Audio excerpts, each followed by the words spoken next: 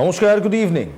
বেদজ্ঞান আয়ুর্বেদার আরও একটি এপিসোড নিয়ে আমি ইলমাজ রয়েছি আপনাদের সঙ্গে। আর আজ আমাদের সঙ্গে সেই ব্যক্তিটি রয়েছেন যার হাত ধরে বেদজ্ঞান আয়ুর্বেদা এবং ভারতের আয়ুর্বেদ শাস্ত্র, আয়ুর্বেদ চিকিৎসা প্রগতির দিকে এগোচ্ছে। ডক্টর সুলতান খান আমাদের সঙ্গে রয়েছে। ডক্টর সুলতান খান, নমস্কার, ওয়েলকাম টু সিটিভিএন। আজকে আমরা যে বিষয় নিয়ে কথা বলবো, হাইপার অ্যাসিডিটি। হাইপার অ্যাসিডিটি ঠিক কী হয়, এর প্রতিকার কিভাবে পাবেন, এবং অবশ্যই ডক্টর খানের কাছে আপনারা কিভাবে যোগাযোগ করবেন। শুধু এই একটি রোগ নয়, 12 বিভিন্ন রোগ নিয়ে ডক্টর খানের কাছে কিভাবে যাবেন, কিভাবে তার প্রতিকার করবেন, আগামী আধ ঘন্টা সেই নিয়ে আলোচনা হবে। Doctor Khan, let's start. প্রথমেই যে প্রশ্নটা আপনাদের করবো, হাইপার অ্যাসিডিটি রোগটা কী? হাইপার অ্যাসিডিটি এটা খুবই কমন একটা সমস্যা। আমি বলবো এইচ অ্যান্ড এভরি পার্সনই কিন্তু কম বেশি এই সমস্যা নিয়ে সাফার করে। কারো কারো সমস্যাটা থেকেই যায়, কারো কারো সমস্যা ইন্টারমিট হতে থাকে। হাইপার অ্যাসিডিটি মানে আপনার শরীরে যে অ্যাসিড রয়েছে, হাইড্রোক্লোরিক অ্যাসিড, সেটা কিন্তু খুব বেশি এক্সেস সিক্রেট করছে। আর অ্যাক্সেস যখন সিক্রেট করছে, ইট মিনস আপনার স্টমাকে অনেক কিছু ইরিটেশন, অনেক কিছু সমস্যা তৈরি হচ্ছে। হাইপার অ্যাসিডিটি বেসিক্যালি আমরা আয়ুর্বেদে আম্লপিত্ত বলি। হাইপার অ্যাসিডির সঙ্গে অনেক সময় জিআরডির সঙ্গেও কিন্তু কিছু না কিছু মানে কোরিলেট করা যায়। হাইপার অ্যাসিডিটিতে যখনই আমাদের বেশি হয় তখন আমরা কিছু সিমটম দেখতে পারি।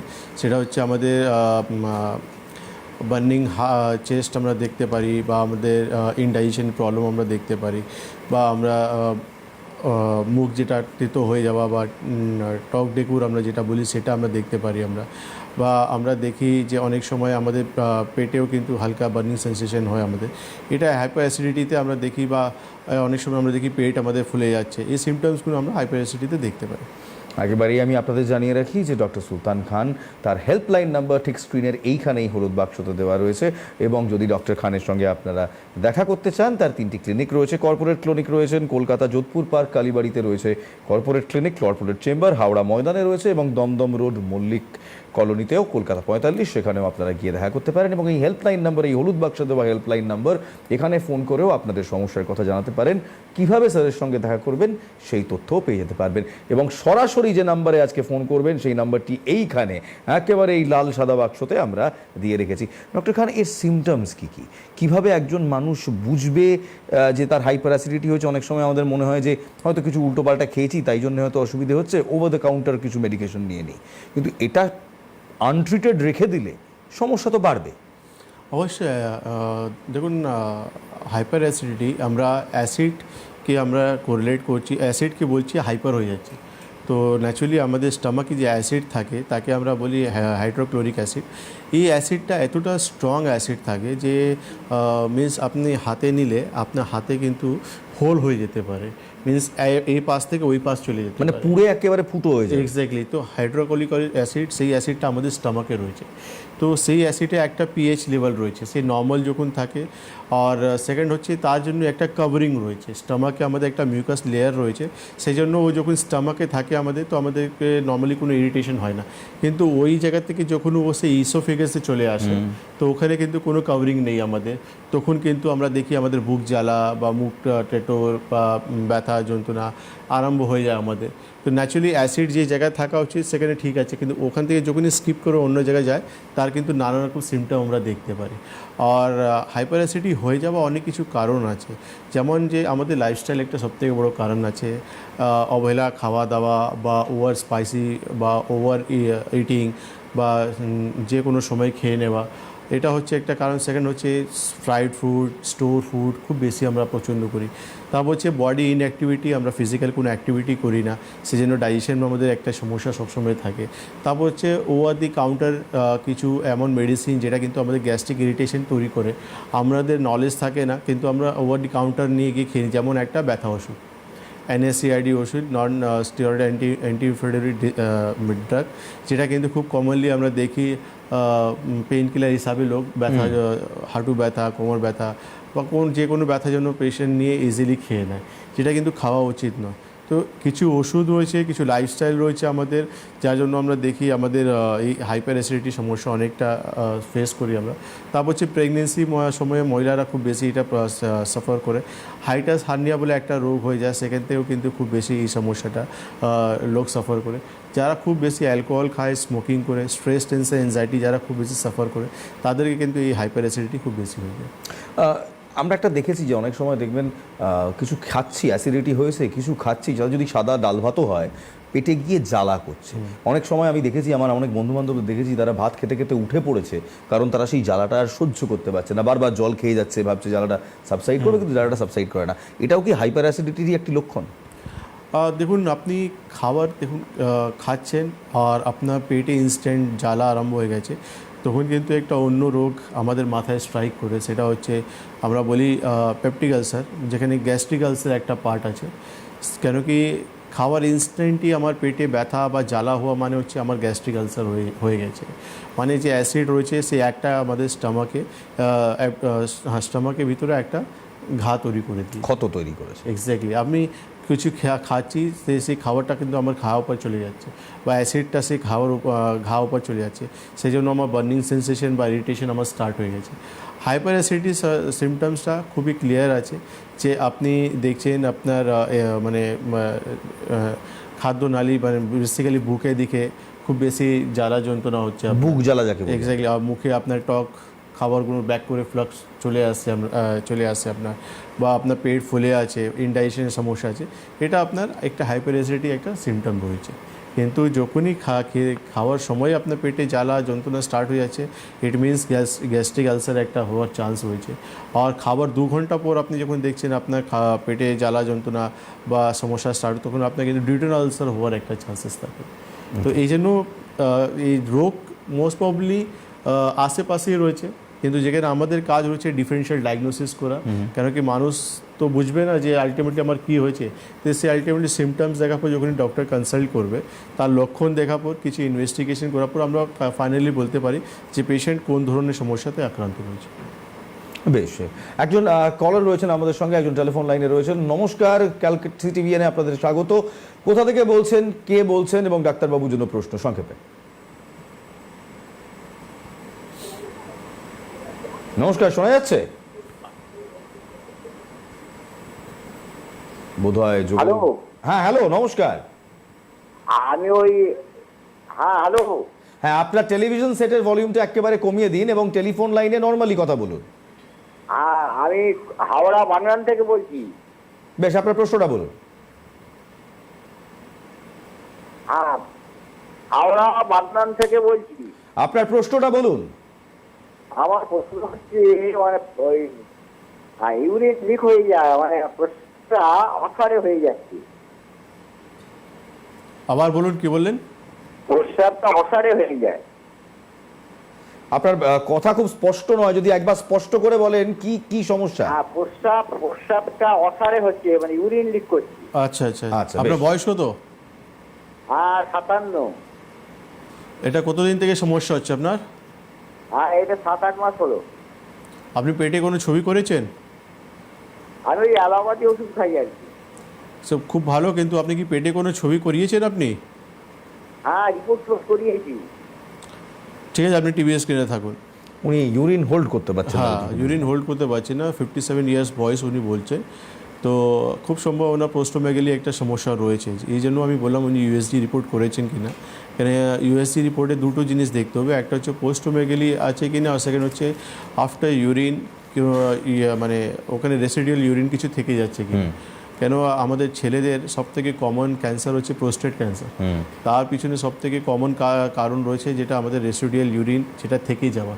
এই জন্য আমাদের ইউরিন হয়ে যাওয়ার পর আমাদের ব্ল্যাডার খালি হয়ে যাওয়া উচিত, কিন্তু অনেক সময় আমরা দেখেছি যে ইউএসজি রিপোর্টে বা বয়সের পর আমাদের ব্ল্যাডার পুরোপুরি খালি হয় না, সেই ইউরিনটা থেকে যাওয়াটা কিন্তু খুবই ডেঞ্জারাস।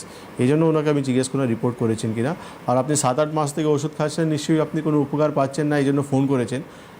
হাওড়া ময়দান আমাদের চেম্বার রয়েছে, আপনি ওখানে যোগাযোগ করতে পারেন একেবারে। এবং স্ক্রিনের একেবারে এখানে দেখুন, এই হলুদ বাক্সতে একেবারে স্যারের হেল্পলাইন নাম্বার রয়েছে, আপনারা হেল্পলাইন নম্বরে ফোন করেও যাবতীয় তথ্য সেখানে জানাতে পারেন। স্যারের চেম্বারে কীভাবে যাবেন সেটাও আপনারা জানাতে পারেন। স্যার, আমরা হাইপার অ্যাসিডিটি নিয়ে কথা বলছিলাম। হাইপার অ্যাসিডিটি যদি দীর্ঘ সময় ধরে আনচেকড রেখে দেওয়া হয়, তাহলে কি আরও বৃহত্তর কোনো রোগের সমস্যা দেখা দিতে পারে? অবশ্যই দেখা যেতে পারে। কেন কি হাইপার অ্যাসিডিটি মানে অ্যাসিড নর্মাল কন্ডিশনে হাইপার হয়ে গেছে, তো ন্যাচুরালি হাইপার যখন হয়ে গেছে সে নিজের জায়গা থেকে বেরিয়ে ইসোফেগাসে যখন চলে আসছে, তো ইসোফেগাসে আসা মানে হচ্ছে ওখানে ইনফেকশন করবে, ওখানে কিন্তু রিকারেন্ট ইনফেকশন হলে কিন্তু স্ট্রাকচার বা মানে ক্যান্সার পর্যন্ত হয়ে যাওয়ার মানে চান্সেস আমাদের খাদ্যনালীতে যখন খাদ্যনালীতে রয়েছে। এবার খাদ্যনালীর পাশে কিন্তু আমরা শ্বাসনালী রয়েছে আমাদের। এবার যখন খাদ্যনালী থেকে কোনো খাবার বা কোনো ফুড পার্টিকেল যখনই শ্বাসনালীতে চলে আসবে, আমার কিন্তু অ্যাস্তমা হওয়ার চান্সেস থাকবে, আমার কিন্তু নিউমোনিয়া হওয়ার চান্সেস থাকবে, আমার রেসপিরেটরি যে কোনো সমস্যা হওয়ার চান্সেস থাকবে। এর প্যারালালি আমাদের স্টমাকে হাইপার অ্যাসিডিটি হয়ে যাওয়ার জন্য আমি যে পেপটিক আলসার একটু আগে বললাম যে আমাদের আলসার হওয়ার চান্সেস থাকবে, গ্যাস্ট্রিক আলসার বা ডিউডিনাল আলসার হয়ে যাওয়া আমাদের চান্সেস থাকবে। বা আমাদের যখন হাইপার অ্যাসিডিটি আনট্রিটেড অবস্থায় রাখবো, আমাদের কিন্তু স্টমাকে পারফোরেশন পর্যন্ত হয়ে যাওয়ার চান্সেস থাকে। পারফোরেশন মানে যে যেটা বললাম হাতে দিলে আমার ফুটো হয়ে যাওয়ার এক্স্যাক্টলি, তো সেটা কিন্তু প্যারিটোনাইটিস বলে একটা মানে বিরাট একটা রোগ হয়ে যাওয়ার চান্সেস থাকে আমাদের। তো হাইপার অ্যাসিডিটি বেসিক্যালি অনেকেরাই বুঝে না যে গ্যাস হয়েছে তার জন্য কিন্তু পকেটে কিছু ওষুধ নিয়ে ঘুরে, সেটা কিন্তু তার জন্য কিন্তু খুবই ডেঞ্জারাস। কেন কি লং টার্ম আপনি যে কোনো রোগটাকে চেপে রাখবেন, সে আলটিমেটলি অন্য জায়গায় টার্ন করে যাবে। আপনার শরীরে একটা সমস্যা হচ্ছে, আমাদের শরীরে একটা খুব ভালো মেকানিজম রয়েছে, আমাদের ভিতরে যখনই রোগ আসবে সে কিছু লক্ষণ শো করবে। আর লক্ষণ শো করছে এই জন্য না যে লক্ষণটাকে চেপে দেওয়া, লক্ষণটাকে বুঝে তার রোগের প্রপার চিকিৎসা করা। এটা আমাদের বডি কিন্তু আমাদেরকে বারবার অ্যালার্মিং করে। কিন্তু এমন সিস্টেম হয়ে গেছে আমাদের, আমরা নিচে থেকে এতটা মানে কি মানে নিজেরাই ডাক্তারি করতে শুরু করে এক্স্যাক্টলি, আর নিজের শরীরটাকে আমরা গুরুত্ব দিতে বন্ধ করে দিয়েছি। কেন কি আজকে ম্যাক্সিমাম আমরা দেখছি যে পেটের রোগ, পেটে সমস্যা প্রচুর বাড়তে চলে গেছে। স্টার্টিংয়ে এই ছোটো একটা হাইপার অ্যাসিডিটি সমস্যাই থাকে, কিন্তু এটা ইগনোর করার জন্য মানুষ অন্য অন্য বড় বড় রোগ থেকে আক্রান্ত হয়। আমি একটা জার্নালে পড়েছিলাম, একটা মেডিকেল জার্নালে পড়েছিলাম যে সমস্ত রোগের কেন্দ্রস্থল কিন্তু এই পেট থেকেই সমস্ত রোগের বীজটা বপন করা শুরু হয়। বড় বড় রোগ কিন্তু সেই পেট থেকেই শুরু হয়। এবার এখানে হাইপার অ্যাসিডিটি স্যার, এটা তো লাইফস্টাইল ডিজিজ একটা বেসিক্যালি মেজরলি লাইফস্টাইল ডিজিজ, এবং আজকালকার দিনে যারা চাকরি করছে, কর্মরত ইয়াংস্টার্স, তাদের মধ্যে বেশি প্রবণতা দেখা যায় হাইপার অ্যাসিডিটিতে অ্যাফেক্ট হওয়ার। লাইফস্টাইল কিভাবে বদলাবো, কিংবা কোন কোন খাবার খাবো কিংবা খাবো না, যাতে এই রোগটা কিছুটা হলেও ঠেকানো যায়? রাইট, এটা দেখুন সব থেকে ইম্পর্ট্যান্ট পার্ট রয়েছে ট্রিটমেন্টেও। কেন কি আপনি ট্রিটমেন্ট যখনই হাইপার অ্যাসিডিটি ট্রিটমেন্ট করাবেন, আপনার ট্রিটমেন্টটা একটা রোগ হয়েছে তার আপনি ট্রিটমেন্ট করলেন, সেই রোগটা সারিয়ে গেল, কিন্তু প্রিভেনশন তো করতে হবে আপনাকে সারা জীবন কিন্তু প্রিভেনশন পার্টে থাকতেই হবে।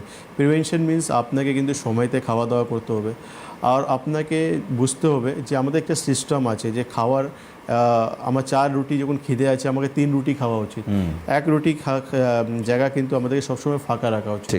খাওয়ার পর ইনস্ট্যান্ট ঘুমাতে যাওয়া উচিত নয়, আমাদের একটু হাঁটাচলা করা উচিত। এক্স্যাক্টলি, আমরা বেসিক্যালি আমাদের হাতে সময় কম থাকে তো আমরা খেলাম, ঘুমিয়ে পড়লাম, বা খুব তাড়াহুড়ো করে আমরা খাচ্ছি, যে আমাদের যেটা একটা খাবারকে প্রপারলি চিভ করা উচিত আমরা চিভ করছি না, মুখে খাবার নিলাম তাকে গিলে নিলাম। ঠিক।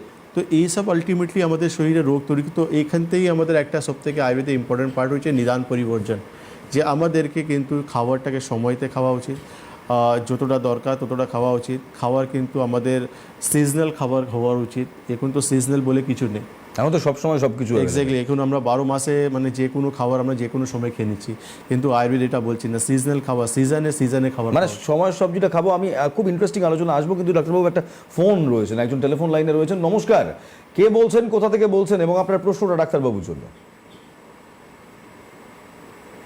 হ্যাঁ, নীলুয়া থেকে বলছি। বেশ, আপনার প্রশ্নটা বলুন। ওই জিভে মানে অনেকদিন আগে খেতে গিয়ে জিভে কাঁটা লেগে গেছিল, তো কাঁটাটা বেরিয়ে গেছে কিনা, কিন্তু মাঝে মাঝে ব্যথা করে। বেশ, কি বললেন? অনেকদিন খেতে গিয়ে একটা মাছের কাঁটা গলায় লেগে গিয়েছিল, সেটা বেরিয়েছে কিনা উনি বুঝতে পারছেন না, তবে মাঝে মাঝে জানান দেয়, ব্যথা দেয়। মানে এটা তো আপনাকে কিছু পরীক্ষা করে নিতে হবে। আপনাকে ডক্টরবাবুর কাছে আপনি দেখুন আপনার বাড়ির আশেপাশে কোনো ডক্টরবাবু রয়েছেন কিনা, ওনার সঙ্গে যোগাযোগ করুন। আপনি একটা পরীক্ষা নিরীক্ষা দরকার আছে, প্লাস উনি ক্লিনিক্যালি একবার ওনাকে দেখিয়ে নিন, উনি দেখে আপনাকে বলে দেবেন রয়েছে কি রয়েছে একেবারে। এবং একেবারে স্ক্রিনের এই হলুদ বাক্সটায় দেখুন, এখানে একটি নম্বর রয়েছে। এই নম্বরটা ডাক্তারবাবুর হেল্পলাইন নম্বর। আপনি পরীক্ষা নিরীক্ষা করার পর যদি ডাক্তারবাবুর কাছ থেকে সুরাহা পেতে চান, তাহলে এই হেল্পলাইন নাম্বারটায় ফোন করে ওনার ক্লিনিকে চলে যেতে পারবেন। আমি দর্শকদের সুবিধার্থে বলে দিই, ওনার ডাক্তারবাবু ডক্টর সুলতান খানের কর্পোরেট চেম্বার রয়েছে কলকাতার যোধপুর পার্ক কালীবাড়ির কাছে, হাওড়া ময়দানে একটি চেম্বার রয়েছে, দমদম রোড মল্লিক কলোনি কলকাতা 45, সেখানেও একটি চেম্বার রয়েছে। তাছাড়া স্ক্রিনে নিশ্চয়ই দেখতে পাচ্ছেন ডাক্তারবাবু সারা রাজ্যে এবং রাজ্যের বাইরেও নর্থ ইস্টেও তিনি কিন্তু বসেন, কবে কখন বসেন সেই তথ্যগুলো ওখানে দেওয়া রয়েছে। হেল্পলাইনেও যদি ফোন করেন সেই তথ্য পেয়ে যাবেন। আমরা লাইফস্টাইলের কথা বলছিলাম, সিজনাল ভেজিটেবলসের আপনি কথা বলছিলেন যে সময় যেটা পাওয়া যায় সেটা খাওয়া উচিত, খাওয়া উচিত আমাদেরকে। কিন্তু আজকালকার দিনে তো সেটা সম্ভব নয়। এখন তো আমাদের কাছে সবথেকে বড় জিনিস হয়ে গেছে ফ্রিজ হয়ে গেছে আমাদের। ফ্রিজ, বাড়িতে ছোট ফ্রিজ আর বড় বড় মলে আমাদের কাছে কিন্তু অনেকটা স্টোর রাখার জন্য স্পেস রয়েছে আমাদের। তো আমরা 12 মাসে সিজনাল যে কোনো খাওয়া যে কোনো সময় আমরা পেয়ে যাচ্ছি। But it is not good for health আমাদের। এই জন্য কিন্তু সিজন আমাদের রয়েছে। শীতকালে আমাদের খাবার কেমন, গরম করে খাবার কেমন আমাদের, বা রেনি সিজন আমাদের খাবার কেমন, এটা কিন্তু একটা সিস্টেম আছে আমাদের। আমাদের বডিও কিন্তু সেই সিস্টেম হিসাবে কিন্তু ওয়ার্ক করে আমাদের। তারপর হচ্ছে আর ফ্রিজ, যেটা আমি বললাম, ফ্রিজ একবেলা রান্না করে মানুষ, কলকাতায় শহরে আমি প্রচুর পেশেন্ট পেয়েছি যে 4 দিন কন্টিনিউয়াসলি রান্না মানে স্টোর করে গরম করে করে খাবার যাচ্ছে। মানে যে কতটা মানে নিজের শরীরের সঙ্গে অত্যাচার করছে তাদের কিন্তু আইডিয়া নেই। এটা খুব ইন্টারেস্টিং ডাক্তারবাবু, আমি আসবো আপনার কাছে, কারণ আরেকজন টেলিকলার রয়েছেন আমাদের সঙ্গে, টেলিফোনে রয়েছেন আরেকজন। আমরা নিশ্চয়ই এই প্রসঙ্গ আসবো, কিন্তু কে আছেন, কোথা থেকে বলছেন এবং ডাক্তারবাবুর জন্য কি প্রশ্ন রয়েছে আপনার কাছে? হ্যাঁ নমস্কার, আমি সঞ্চারে বলছি। তা আমার একজন পেশেন্টের ব্যাপারে, মায়ের ব্যাপারে জিজ্ঞেস করছি। ওনার কনস্টিপেশন আছে, ইদানিং কি হচ্ছে, চুলের জায়গা থেকে, রেক্টমের জায়গা থেকে সাদা সাদা কি বেরোচ্ছে। পরীক্ষা করতে দিয়েছিলাম, তাও কিছু বেরোয়নি, নন ডিটেক্টেড বলছে। কনস্টিপেশনের প্রবলেম আছে? কনস্টিপেশনের প্রবলেম আছে, এখন চুলের জায়গা থেকে সাদা সাদা কি বেরোচ্ছে, খাওয়ার পরেই বেরোয়। ঠিক আছে, আপনি কোথা থেকে বলছেন? আমি মির্জাপুর থেকে বলছি। ঠিক আছে, আপনি টিভি শুনতে হবে। আপনি হেল্পলাইনে ফোন করুন, একবার আমাদের চেম্বার ভিজিট করুন, তারপর আমি দেখার পর বলবো কী প্রবলেম আছে, তার কী সলিউশন আছে একবারই। এবং স্যারের হেল্পলাইন নাম্বার ঠিক দেখুন, স্ক্রিনের ঠিক এই পাশটায় দেওয়া রয়েছে, এই হলুদ বাক্সতে যেটা যাচ্ছে এটা হেল্পলাইন নাম্বার। এখানে ফোন করে স্যার কোথায় থাকবেন, কখন কোথায় বসবেন সেই তথ্যও পেয়ে যাবেন, এবং আপনার ডায়াগনোসিসের জন্য যা যা লাগবে সেটাও পেয়ে যাবেন। ডাক্তারবাবু, আপনি বলছিলেন ফ্রিজে রেখে খাওয়ার কথা, ব্যাপারটা খুব ইন্টারেস্টিং লাগলো আমার একটাই কারণে, কারণ এই মুহূর্তে আমি অ্যাট দ্য মোমেন্ট আমার চারপাশের অ্যাটলিস্ট 8 থেকে 10 জনকে চিনি যারা ঠিক এভাবেই করে। কারণ আমি তাদেরকেও দোষ দেবো না, এটা সময়ের ডিমান্ড। অফিস করছে, সারাদিন অফিসের জন্য ব্যস্ত, রাত্রেবেলা গিয়ে একবেলা রান্না করলো এবং সেটা 3-4 দিন ধরে খাচ্ছে। সমস্যা কি হয়, কতটা ডেঞ্জারাস এটা? প্রচুর ডেঞ্জার। দেখুন, আয়ুর্বেদ বলছে যে কোনো রান্না 3 ঘন্টা পর খাওয়া উচিত না। যে কোনো রান্না আপনি যখন রান্না করছেন তার কিন্তু ভ্যালিডিটি তার 3 ঘন্টা পর্যন্ত রয়েছে। 3 ঘন্টা পর আপনি সেই খাবারটা খেতে পারেন না। 3 ঘন্টায় সেই খাবারটা কনজিউমেবল আর থাকে না। এক্স্যাক্টলি, তারপর আপনি আর খেতে পারেন না। কিন্তু এখানে মানুষ, আমি দেখছি, আমি ডে টু ডে প্র্যাকটিসে আমি পেশেন্টকে যখন বলি আপনি একটু ফ্রেশ রান্না করে খাবেন, যারা কিন্তু সারপ্রাইজ হয়ে যায় বা তারা কিন্তু শক হয়ে যায় যে ইট ইজ নট পসিবল।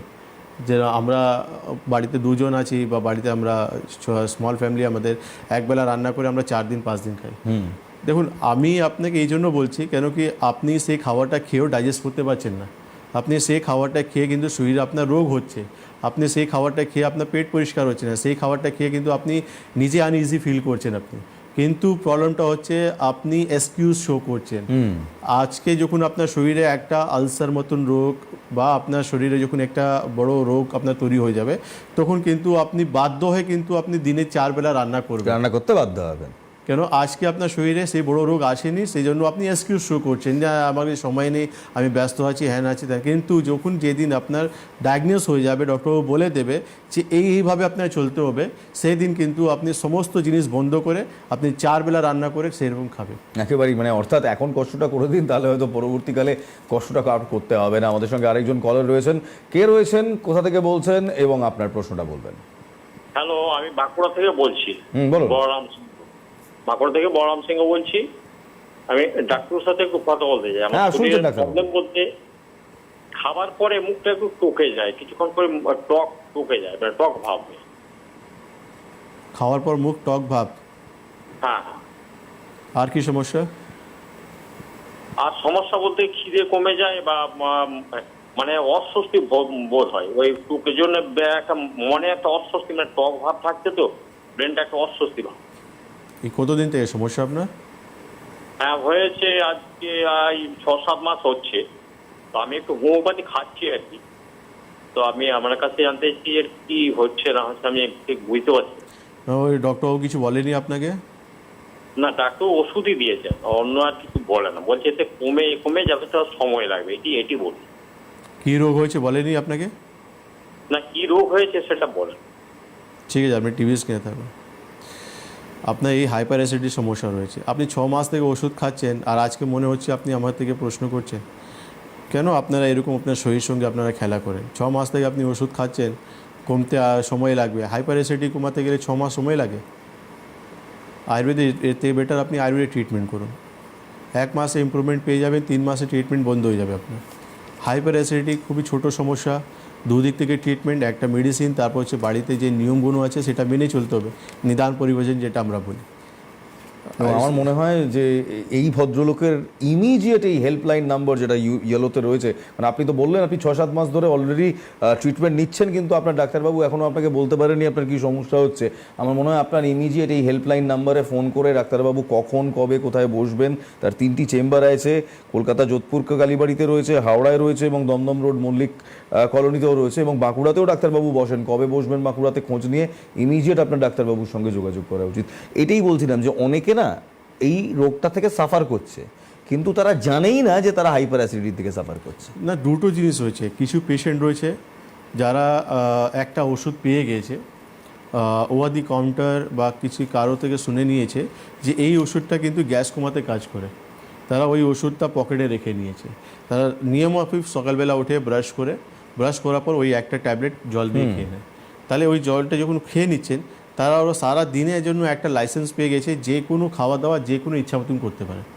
কিন্তু ওই ওষুধটা একটা সময় পর ওরা জানে না যে ওই ওষুধটা যখন সিমটমসটাকে চেপে রেখেছে, কিন্তু ইন্টারনালি যে প্রবলেমটা আপনার তৈরি হচ্ছে, একটা সময় পরে কিন্তু আপনি মুখে একটা মানে খাবার দিতে পারবেন না, মানে ডাল আর রাইস দিতে পারবেন না, যে সাধারণ একটা খাবার না মুখে আপনি দিতে পারবেন। কেন আপনার শরীরে মানে স্টমাকে এমন কন্ডিশন হয়ে যাবে আপনার। আপনি ভাবছেন যে আমি একটা ওষুধ খেয়ে নিচ্ছি, তারপর আমি সারাদিন যা ইচ্ছা, যতবার ইচ্ছা হবে চা খেয়ে নেবো, যতবার ইচ্ছা হবে আমি রাস্তায় খাবার ফুড খেয়ে নেবো। এটা কিন্তু একটা সময় পর আপনাকে কিন্তু ডক্টরবাবু বুঝিয়ে দেবে এন্ডোস্কোপি করে বা ইউএসসি রিপোর্ট করার পর, যে দেখুন আপনার কন্ডিশন এমন হয়ে গেছে, এবার কিন্তু এটা ছাড়তে হবে, এইভাবে আপনাকে লাইফ ফিট। এবার আপনি খুব ইন্টারেস্টিং পয়েন্ট বললেন, যতবার ইচ্ছে চা খেয়ে নেবো। হাইপার অ্যাসিডিটিতে চা কতটা মারাত্মক? সব জিনিসগুলো, বিশেষ করে দুধ চা, সব চিজ কিন্তু দেখুন, ক্যাফিন খাবারগুলো যত রয়েছে বা আপনার স্টোর খাবার যতটা রয়েছে আপনার, এই চা দুধ চা আপনি যেটা বলছেন, সমস্ত জিনিস কিন্তু গ্যাস্ট্রিক ইরিটেন্ট রয়েছে। মানে এরা গিয়ে আমাদের স্টমাকে ইরিটেন্ট তৈরি করে, মানে স্টমাকে গিয়ে আমাদের ইরিটেশন তৈরি করে। তো এই জন্য এইসব জিনিস কিন্তু আমাদেরকে নেওয়া উচিত নেই, খাওয়া উচিত না।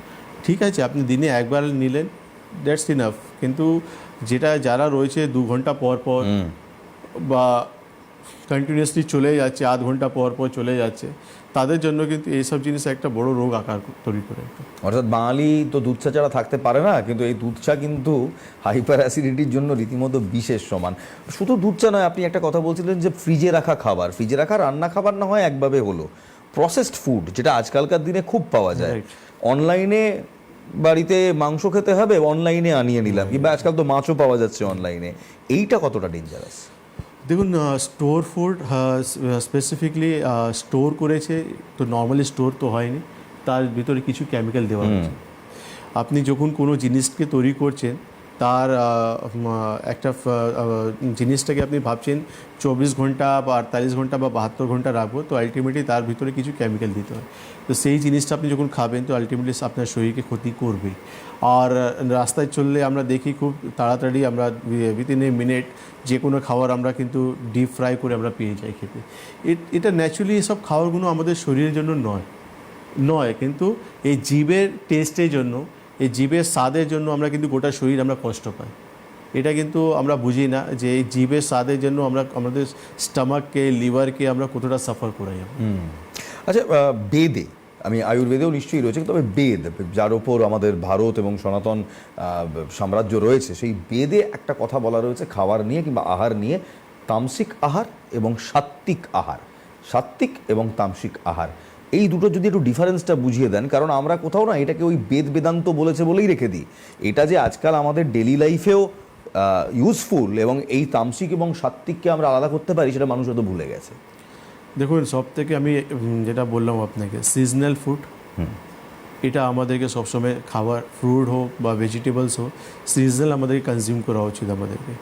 আর সব থেকে বড়ো জিনিস হচ্ছে অর্গ্যানিক, তো আমরা মানে পাই না আমরা যে আজকে আমাদেরকে অর্গ্যানিক খাবার, আজকে প্রোডাকশন এতটা মানে ইকুয়াল টু পপুলেশন, সেরকম পপুলেশন মানে প্রোডাকশন করা তো আমাদের সবারই একটা টার্গেট হয়ে গেছে, কিন্তু আমাদেরকে অর্গ্যানিক ফুড আমরা কিন্তু খুব লেস পাই। চেষ্টা করুন এমন খাবার যেটা কিন্তু আমাদেরকে সিজনাল ফুড আর একটু অর্গ্যানিক ফুড, এটা খেলে আমাদের শরীরের জন্য খুব ভালো। আর এই তামসিক খাবার, তেল মশলা জাতীয় খাবার, তো আমি তো আগেই বলে দিলাম এসব তো আমাদের শরীরের জন্য ভালো নেই। এই তো আগেই বলে দিলাম যে deep fry food, store food, এসব খাবারগুলো তো আলটিমেটলি আমাদের শরীরকে ক্ষতি করে। জিভ মজা পেয়ে যায়, জিভ স্বাদ পেয়ে গেছে, কিন্তু শরীর তাকে হজম করতে পারে না। আজকালকার দিনে দেখবেন একটা প্রবণতা হয়েছে যে আমরা আমাদের বাড়ির বাচ্চাদের, তারা যখন যেটা চাইছে ওভার দ্য কাউন্টার যেটা চাইছে, কোনোদিন কোনো চিপসের প্যাকেট হলো, কোনোদিন কোনো চানাচুরের প্যাকেট হলো, কোনোদিন কোনো পিৎজা বার্গার এগুলো হলো, আমরা দিয়ে দিই। ছোটোবেলা থেকে এই লাইফস্টাইল যদি শুরু হতে থাকে, আমি বলছি এই প্রজন্মে যারা মা বাবা হয়েছে তাদের জন্য, তাদের স্বার্থে প্রশ্নটা করছি, তাহলে কি আগামী দিনে গিয়ে হাইপার অ্যাসিডিটি কিংবা যে পেপটিক আলসার, গ্যাস্ট্রিক আলসারের কথা বলছেন, এগুলো হওয়ার সম্ভাবনা আরও বেশি থাকে? আমরা তো কল পাই তো, 18 বছরের ছেলে তার হ্যাপেটোমেগালি হয়ে গেছে, 22 বছরের ছেলে তার ফ্যাটি লিভার হয়ে গেছে, আমরা তো কল পাই এখানে। আর আমরা চেম্বারে আমরা পেশেন্ট পাই যাদের 25 বছর 22 বছরে তার ফ্যাটি লিভার ডেভেলপ করে যাচ্ছে। সে 22 বছর বাচ্চা তো অ্যালকোহল খাবে না, বা 25 বছর ছেলে অ্যালকোহল খাবে না, তো ফ্যাটি লিভার হচ্ছে কোথা থেকে? তার কিন্তু সেকেন্ডারি লাইফস্টাইল যে খান পান রয়েছে সেখান থেকে কিন্তু তার ফ্যাটি লিভার হচ্ছে। তো এটা কিন্তু খুব কমনলি হয়ে গেছে, ইচ অ্যান্ড এভরি বাড়িতে কিন্তু মা বাবারা সাফারার রয়েছে, কিন্তু এটা বুঝতে হবে যে স্ট্রিক হতে হবে, কেন কি এই খাওয়া দাওয়া কিন্তু আলটিমেটলি তার শরীরকে কিন্তু ক্ষতি দেবে। স্যার একটা জিনিস মানে আমি নিজেও মানে পার্সোনালিও জিজ্ঞেস করছি এই জিনিসটা, কারণ সত্যি খুব অনেকের কাছ থেকে এটা পাই যে কারো যদি পেটের প্রবলেম থাকে তাহলে কি সে ল্যাকটোজ ইনটলারেন্ট হয়ে যায়, কিংবা কোনো মিল্ক জাতীয় দুধ জাতীয় প্রোডাক্ট কি তার বডিতে আর সহ্য হয় না? এমন না, বডি টু বডি ডিপেন্ড করছে। কিছু লোক রয়েছে যেটা কিন্তু টলারেন্স হয় না, কিছু লোক হচ্ছে তাদের টলারেন্স কোনো প্রবলেম হয় না, তারা ইজিলি ডাইজেস্টেবল করে, কিন্তু কিছু লোক রয়েছে তারা ডাইজেস্ট করতে পারে না। আমি এই প্রশ্নটা এই কারণেই জিজ্ঞেস করলাম, কারণ একটা আমাদের ওই ঘরোয়া টোটকা হয় না, ঘরোয়া নুস্কা, একটা হয় যে পেট একটু জ্বলছে, ঠান্ডা দুধ খেয়ে নাও, ঠান্ডা দুধ খেয়ে নাও সব ঠিক হয়ে যাবে, ডাক্তারের কাছে গেলাম না, ঠান্ডা দুধ খেয়ে নিলাম, এইটা কতটা বিপজ্জনক? স্পেসিফিক এটা আলসারে বলা হয়, কিন্তু ডিপেন্ড করছে, আমি বললাম যেটা যে কারো টলারেন্স হয়েছে, কারো ইনটলারেন্স রয়েছে, তো ডিপেন্ড করছে বডি টু বডি।